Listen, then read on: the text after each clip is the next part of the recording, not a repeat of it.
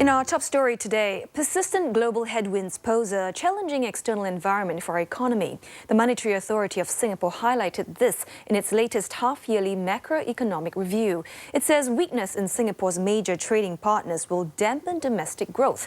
However, MAS also pointed to the technology and innovation cluster, saying it will be a main driver of Singapore's new economic frontier going forward. Technology and innovation activities accounted for almost 1/5 of Singapore's economy in 2014.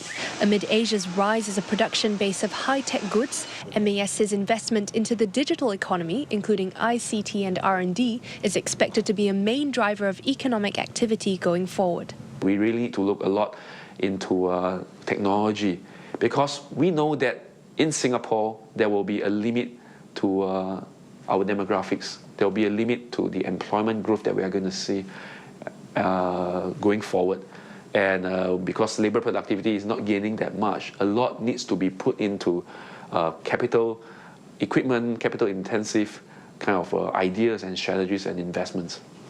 The central bank says economic growth is expected to remain modest going forward amid external headwinds. It says US import demand has been somewhat muted in the recovery, while the region struggles with China's slowdown and tighter external financing conditions.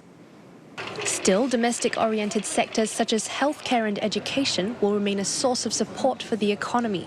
MAS forecast is for GDP to grow by 2 to 2.5% this year, and at a broadly similar pace for 2016. Some economists say it's likely that Singapore is close to its long-term growth level. I would think that 2 to 2.5% is perhaps the new normal for Singapore. The 2 to 2.5% actually encompasses the view that on the global supply chain, you have some structural transformation going on, like what we talked about, the reduced import intensity from both US and China. So we're not going to see the kind of double-digit growth that we saw in previous years led by the external sector.